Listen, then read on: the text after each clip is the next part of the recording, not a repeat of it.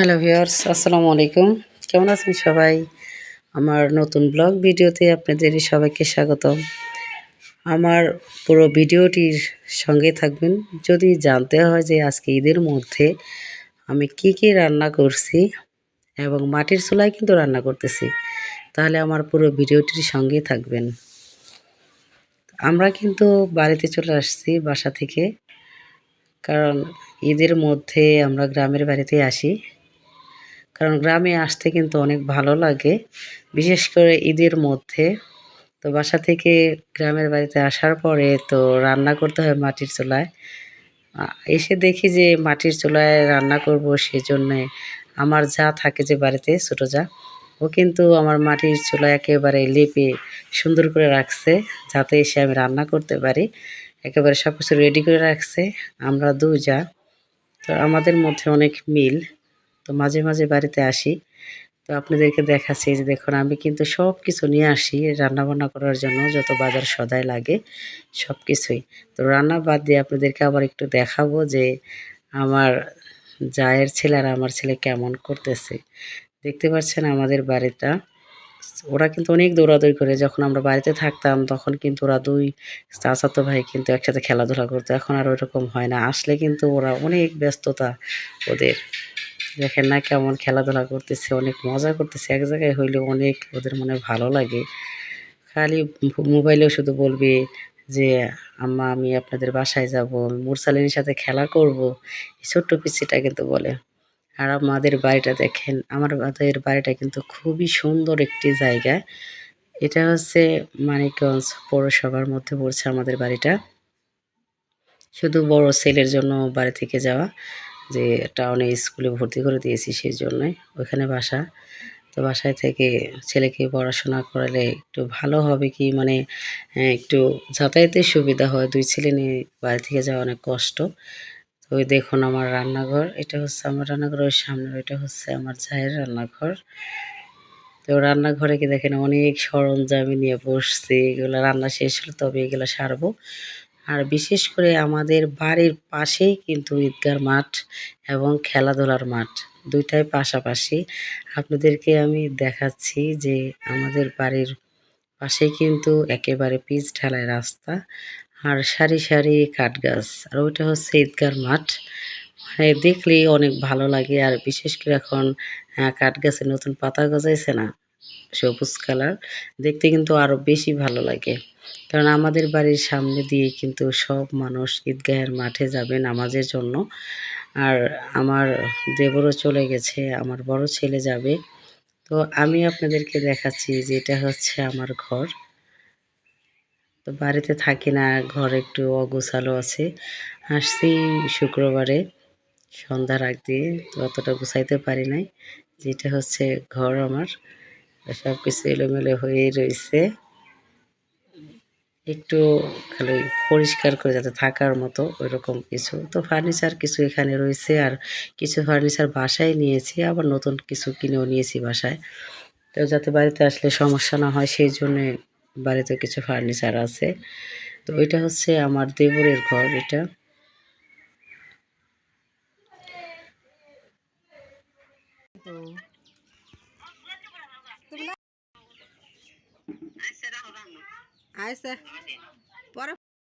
তো প্রথমে কিন্তু আমি খিচুড়ি রান্না করতেছি, তারপরে মুরগির মাংস আছে, গরুর মাংস, তারপর হচ্ছে লাচ্ছা সেমাই।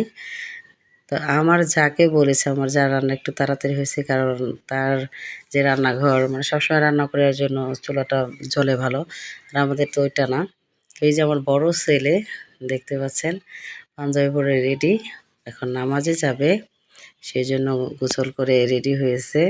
আমি নিজে ওকে পরিয়ে দিয়েছি, রান্না করে এদিক দিয়ে বাচ্চাও সামলায়, এবার বাচ্চাকে কাপড় চোপড় পরিয়ে দিয়েছি। তারপরে যে আবার রান্না করে এসে তারপরে কিন্তু আবার রান্নার কাজও করতেছি। এখন মুরগির মাংস চুলায় দেব।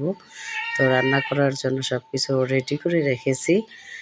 তো এরকম সময় লাগবে না, কারণ চুলা কিন্তু আমার যা একেবারে ঠিক করে রেখেছে, যাতে আমি এসে রান্না করতে গেলে তো আমার সমস্যা না হয়। আমার যা সেগুলো সব কিছু রেডি করে রেখেছে। তো যখন বাসা থেকে বাড়িতে এসেছি, সব কিছু মানে আমাদের যে কাপড় চোপড় বাজার সাথে সব কিছু রেখে এবং বরকাটা খুলে আমি রান্নাঘরে আসছি, যাতে আমি রান্নাঘরে সব কিছু পরিষ্কার করে রাখতে পারি এবং পরের দিন ঈদের রান্নাটা আমি তাড়াতাড়ি করতে পারি সেজন্য। তো রান্নাঘরে এসে দেখি যে আমার যা সব কিছু ঠিক করে রেখেছে। পরে বলছি, এইগুলো তুমি ঠিক করছো? পরে বলতেছে, ভাবি আমি সব কিছু ঠিক করে রাখছি, তবে আমার যা বলছিল যে ভাবি আজকে রান্না করতে হবে না, আমরা একসাথেই খাবো। পরে বলছি সমস্যা নাই, আমি এই সব কিছু নিয়ে আসছি, যদি না নিয়ে আসতাম তাহলে অবশ্যই একসাথে রান্না করে খেতাম। তো সমস্যা নাই, আলহামদুলিল্লাহ আমাদের ফ্যামিলিতে সবাই একসাথে আমরা থাকি বা আমরা একসাথেই খাবার খাই। আমাদের সাথে সবার সাথেও অনেক বন্ডিং আছে। তো এই যে আমার ছেলে কিন্তু এখন নামাজে যাচ্ছে, সকালে একটু বৃষ্টি হয়েছিল হালকা, সেই জন্য যে একটু একটু বৃষ্টির পানি জমে আছে। তো ছেলে নামাজে যাচ্ছে, বড় ছেলেটা আমার। আর ছোট ছেলে হচ্ছে যে আমার জায়ের ছেলের সাথে খেলাধুলা করে ওই।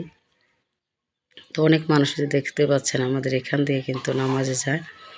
আমাদের ঘরের সাথে একেবারে ঘেঁষা পিচ ঢালাই রাস্তা। তো আলহামদুলিল্লাহ আমাদের বাড়িটা কিন্তু খুবই সুন্দর একটি জায়গায়। আমাদের অনেক ভালো লাগে এবং যে মেহমানগুলো আমাদের বাড়িতে আসে তারাও বলে আপনাদের বাড়িটা আমাদের অনেক ভালো লাগে। মানে এখানে যাতায়াত ব্যবস্থাও ভালো, কারণ পৌরসভার ভিতরে বাড়িটা, সবসময় গাড়ি থাকে এদিক দিয়ে। আবার একটু সামনে গেলেই স্টান, দেখতে পাচ্ছেন কচি পাতাগুলো কত সুন্দর ন্যাচারাল কালার, কিন্তু এটা নতুন পাতা গজাইছে যে কাঠ গাছে। এই যে হালকা হালকা বৃষ্টির কারণে অনেক মানুষ ছাতা নিয়েও যাইতেছে। অনেক লোকজন নামাজের জন্য আসে এখানে। আমাদের গ্রাম থেকে তো সব মানুষ এখানে আসে, আবার অন্য গ্রাম থেকেও আসে। যে দেখছেন আমাদের বাড়িতেও বৃষ্টির পানি একটু একটু করে যে জমে গেছে দুয়ারে। আমার ছেলে কিন্তু ঘরের গেট খুলে রেখেই গেছে। ওই গেটটা লাগাইতে আমি আবারও রান্নাঘরের দিকে যাব।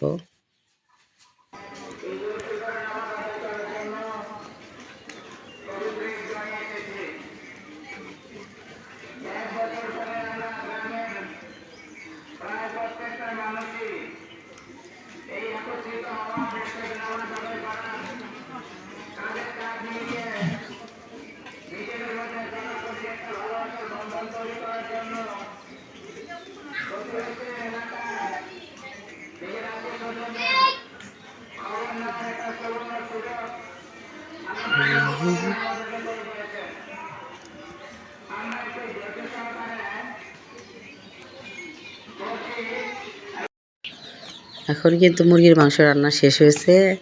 এখন চুলায় কিন্তু গরুর দুধ দেওয়া হয়েছে, এখানে আমি সেমাই রান্না করব সেই জন্য।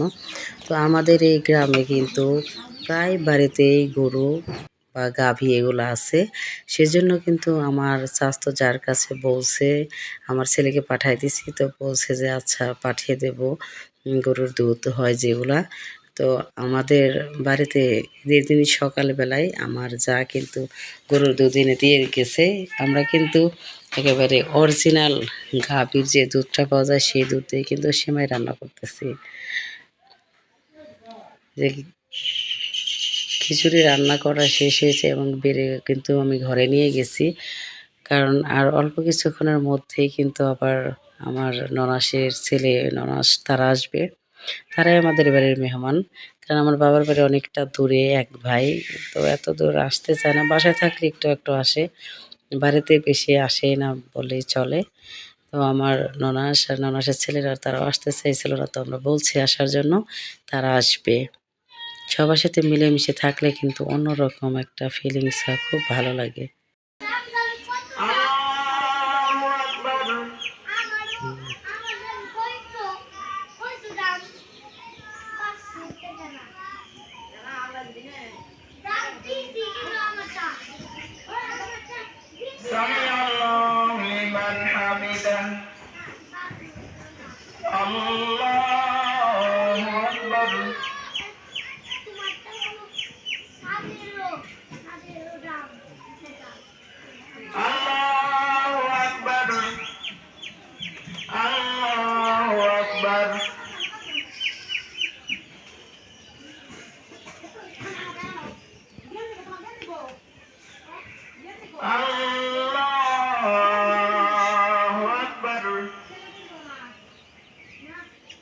الحمد لله رب العالمين الرحمن الرحيم।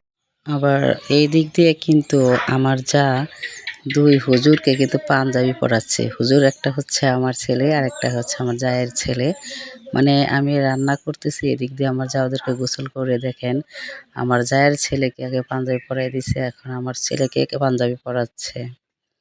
মানে ওরা দুজন খুবই খুশি, মানে দুজনে এক ড্রেস এই জন্য। তো দেখেন হুজুর সাহেব কিন্তু এখনো প্যান্ট পরে নাই, তো প্যান্ট আমার যা পরিয়ে দিতেছে, মানে যাতে তাড়াতাড়ি হয় আমাদের সম্পূর্ণ কাজগুলো। মানে ঈদের দিন একটু সকাল সকালে রান্না বান্না করে বাচ্চা টাচ্চা কাপড় চোপড় পরিয়ে গুছাই তারপরে এদের বের করে দিতেছি, যাতে করে কেউ আসলে তাদেরকে তাড়াতাড়ি আমরা আপ্যায়ন করতে পারি। যেমন আমার ননাস আছে, আরও অনেক মানুষ আসে। দেখেন দুই হুজুরকে কিন্তু এদের সালামি দেওয়া হয়েছে, ওরা দেখাইতেছে এখন যাবে নামাজে, বলতেছে নামাজ শুরু হয়ে গেছে। ছোট বাচ্চা হলে কি হবে কিন্তু বুঝতে পারে যে নামাজ তাড়াতাড়ি শুরু হয়ে গেছে। দেখেন এই যে আমাদের আরও স্বাস্থ্য জায়ের মেয়ে আছে, যে তারাও সবাই কিন্তু আমার ছেলেকে দেখে ওরা আমাদের বাড়িতে আসছে খেলাধুলা করার জন্য। তো আমাদের দুই হুজুরকে এখন বের করে দিয়েছি কাপড় চোপড় পরে। বাড়িতে দেখুন একটু একটু বৃষ্টি হয়েছে না, সেজন্য দুয়ারে দেখুন কীরকম হালকা হালকা পানি কিন্তু জমে আছে। তো সালামির টাকা কিন্তু দুই হুজুরের এক হুজুরের পকেট খুঁজে পাইতেছে না যে সালামির টাকাটা রাখবে। মানে আমার ছেলে বলতেছে পাঞ্জাবির পকেটই নাই, মানে এরকম কথা। কিন্তু আমার যায় যে এসে দেখাই দিতেছে পাঞ্জাবির পকেট আছে, পকেট ছাড়া কি পাঞ্জাবি হয়? তো দুজনকে কিন্তু টাকা যে পকেটে দিয়ে দিয়েছে।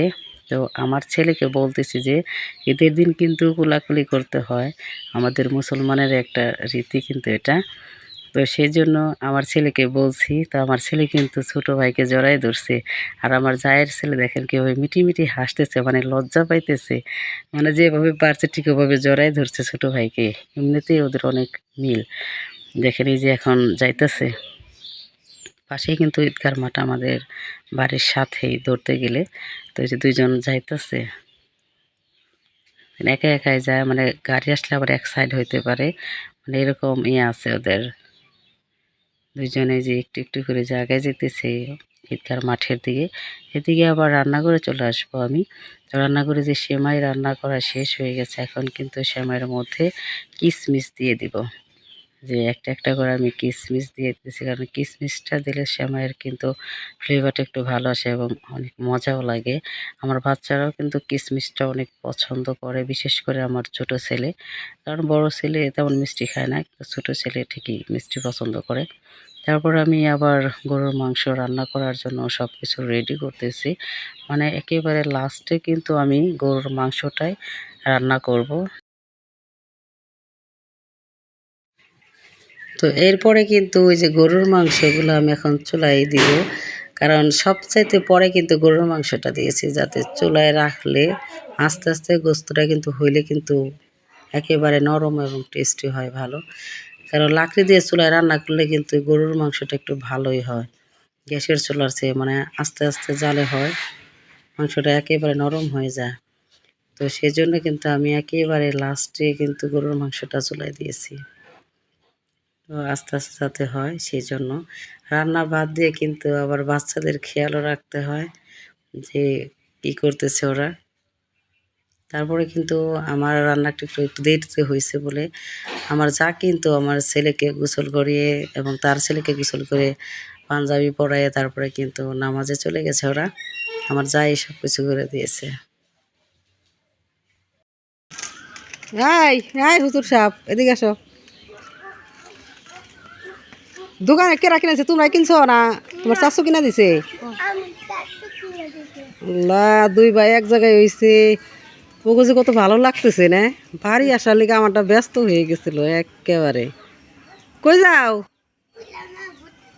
ঘুরতে? রাস্তায় যাও না, পাড়ার উপর তো ঘুরোগা। পোলাপান সমবয়সী পোলাপান এক জায়গায় হলে ভালোই লাগে। মনে হয় রোদ উঠা পারে আজকে। তো সকালে কিন্তু একটু একটু গুড়ি গুড়ি বৃষ্টি ছিল, এখন বৃষ্টি নেই, তো রোদ উঠতে পারে। তো আবারও কিন্তু আমি রান্না করে চলে আসছি গরুর মাংসটা একবার নাড়াচাড়া করার জন্য, দেখি যে কি হয়। তো গরুর মাংসটা ভালো করে কষে তারপরে একটু পানি দেব, পানি দিয়ে কিন্তু আমি চুলায় রেখে দেব। এখন ভালো করে ঢাকনা দিয়ে ঢেকে দিচ্ছি।